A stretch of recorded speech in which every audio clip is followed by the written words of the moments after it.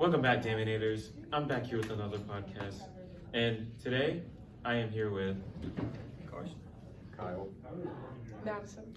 PJ. So today we will be speaking about Ishmael B's story, A Long Way Gone, where he was in his village in Sierra Leone and it was attacked by soldiers in the Sierra Leone Civil War. So he had to flee and he became a child soldier, and in that he had a lot of traumatizing experience but a lot of eye-opening experiences where he fought to find his family, and he went away from Sierra Leone due to UNICEF, and he came back, but he fled because of his uncle's death. So we have some questions for my guests. My first question goes to Kyle Bayer. What is the theme of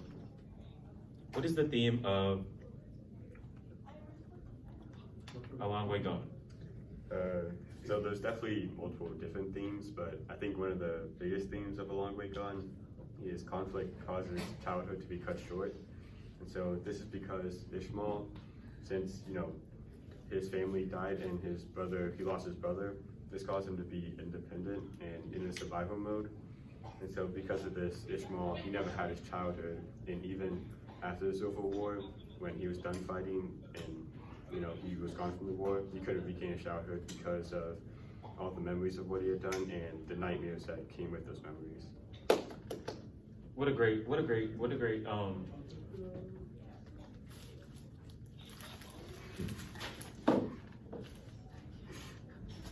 great point, Kyle Bayer. So next we'll be back after the ad.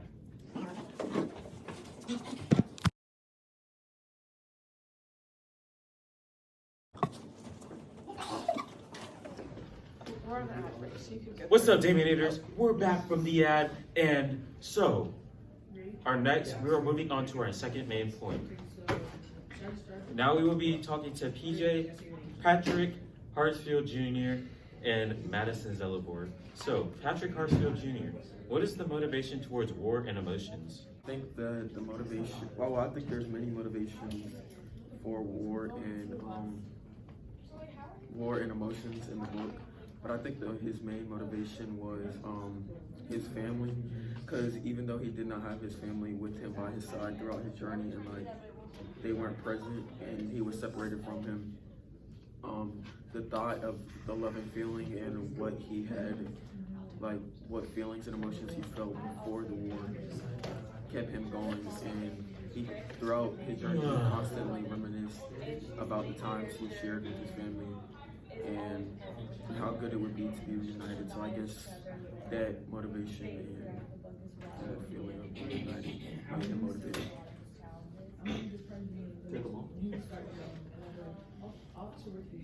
Thank you, PJ. Thank you, PJ. That was such a good explanation. Very informative, yet monotone and boring. So, we'll be moving on to the next part of our second main point. And we'll be asking, what were the obstacles that Ishmael B went through in A Long Way Gone? And this question will be answered by Madison Zellabor. So, this book is about the Protestant attack, the Christian religion, as well as European So culture. the main obstacles was the lasting mental and physical effects. The children struggled to keep going after being taken out of the war due to addiction and other things that they were going through with alcohol and drugs and things like that, and the loss of their families. Akwanko went back to the village and he saw just all Thank you, the Addison. change that happened in his time that he was So, in and how our- expectations failed. I feel like that's gonna come back and have such a we'll be back from the break. Welcome back from the break. 2, 1. Welcome back from the break. We will be moving on to our third point, where we will be talking to Carson about the turning points in the book. So, Carson, What are the turning points in the book? Oh, turning points in the book. So, Carson, what, I mean, so Kyler, what are the turning points in the book? What do you think is the purpose of the title, baseball card? What do you think this is a reference to? So there's a bunch of turning points in the book, but some of the biggest ones are when Ishmael became a soldier. This is because this is like when his involvement in the war changed. He was being like a refugee and running everyone to him fighting, and then he became super involved in the war, became addicted to drugs, became addicted to violence. This is like really how his like mindset and everything changed. Another major turning point was when the UN, you got Joseph go to the compound, just because this took him away from the Sierra Leone war, and then this made him like start to recover, start to try to become a better person, and start to like try to forget about the war. And then finally, at the end of the book, when the soldiers started fighting again, and when his uncle died, this is another major turning point. This caused Ishmael to want to go from living in Sierra Leone to then go live in New York with Lloyd. Yeah, just like what Harrison said, like, baseball card is kind of like, That was great, Kyle. That was great, Kyle. That reminded me of the turning point of your love organized by the Lord. So now, we'll be getting into what are the big things that happen in the book. Carson Usher. Oh. We will be getting into, knock knock. Who's there? Knock knock. Interrupting cow. Okay, we're done. What are the big things that happen in Ishmael B's A Long Way Gone? That might just be like the type of household we do. I don't think he is because Well, his whole David, like, if you must know, character and all that stuff is just based on like he didn't want to do that to his father. He said his father. if you must know, the big turning point is here. He just put off.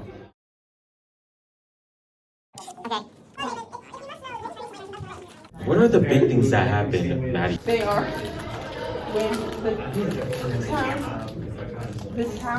one town is attacked, and he runs, and he's already away from his home, and he became a child soldier, and that was a pretty big turning part in the book. For me, Another one was when his uncle died, is when, because he thought his family wasn't basically gonna die. right before his exile. Little to his surprise, they did. How unfortunate for him. Yes. And then also, another turning point in the book was when he went into the town and to see coverage for safety, and he almost died, but those rap cassettes saved his life. That was we saw that as a symbol in the book, along with his shoes and like the moon. The moon, his grandmother always told us to be like the moon, to be kind. You should always be kind. Yep. Am I done yet? Yes, you got everything. Thank you. Thank you so much. How have you guys seen encroaches on your own culture? So, our third main point will be how did Ishmael B grow throughout the book? And this will be answered by me and Carson Ashu. So, one thing that I saw that Ishmael B grew through was that he started off, he loved the music, American rap music. So after that, he became a cocaine addict. So, that's one way that he Growing up in America, I have a really different. grew. I don't think that's actually growing. I think that's going backwards. I think that's okay. I think that's declining. Yes. So a way that he grew is that he started to see things differently through the war. When he got captured and imprisoned, he looked at the leaves and he was like, wow, things still move. Like people don't care that we're in a war. The earth is still so beautiful even through this war. And that's him growing. That's him maturing, realizing that he's like the world is beautiful even throughout a war. Even in the war amidst through a war. So what are your thoughts on this, Carson Ashu? I think Ishmael went through a grave child, to a mature, violent, and angry child. This just shows like a lot of growth in him. This major shift in personality comes from being forced away from family and because of being surrounded by death. After being in the UN facility, he is able to recover and become a better person as a whole. I think he showed a lot of growth there. Great. We are cutting close to the end of this podcast, and we would like to get to the conclusion of it. He feels so many things, but he just doesn't want to show it because he wants to. Oh, hold on, let me restart this. Now we are getting close to we are cutting to the end of this podcast, and we would like to conclude this with one last question. So this question will go out to everybody. Why is this a good book to read and to read about immigrants and the war? Okay, we will start off with PJ.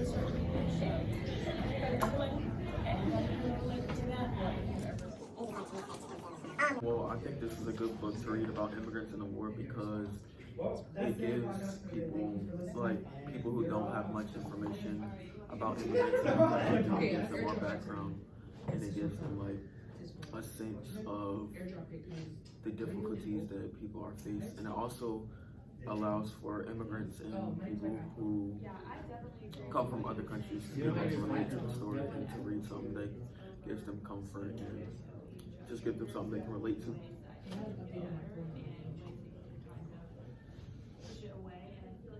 Does anybody else have an opinion on this topic that we just about why is this a good book and about immigrants and the war and war? Say that louder. Say it louder. Okay, Madison has an answer.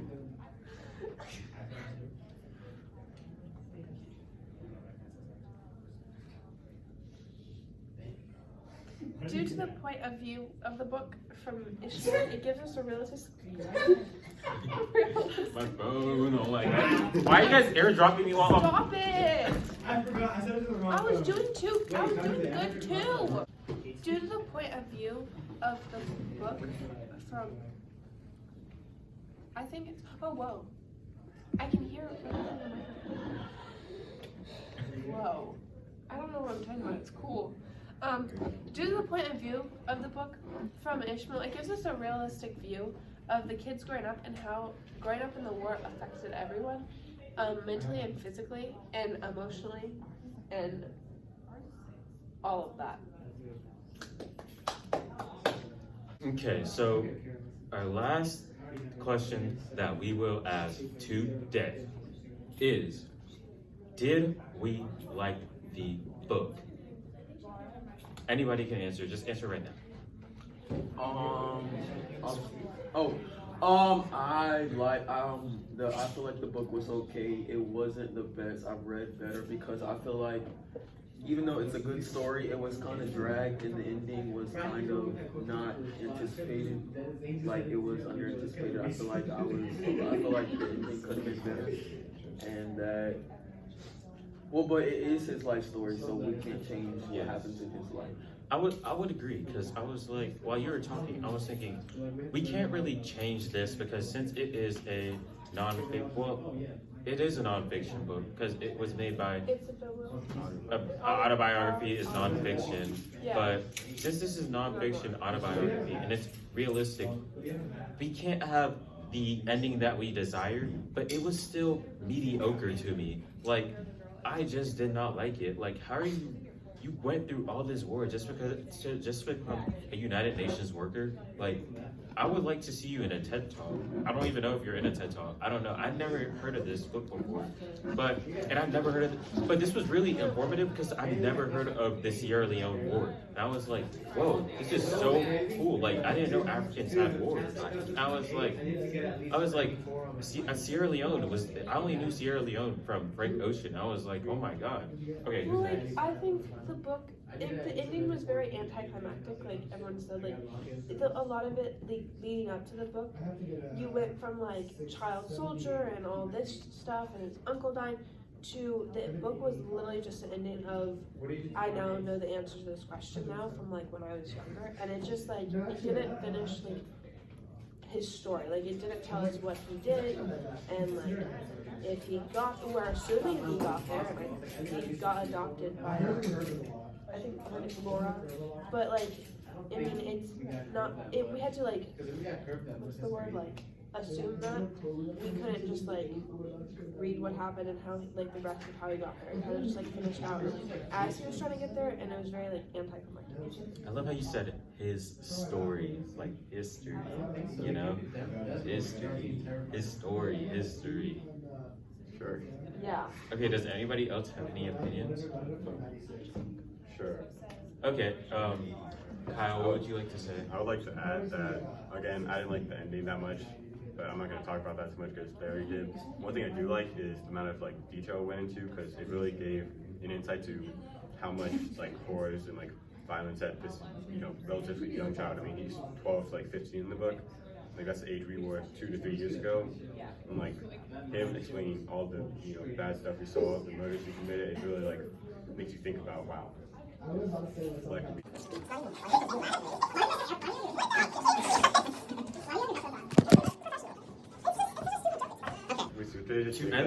To end this podcast off for the last time, I have a question to ask someone. Would anybody want me to ask them a question? Say yes if you do. Don't say yes, Maddie. Somebody else. yeah, I would like to do that. Are you from Africa? No. Because you're a freaking babe. Get it? African? Okay, bye guys. Alright, Damon Eaters. That's the end of my podcast. And I will see you on the Damon side, the flip Damon side.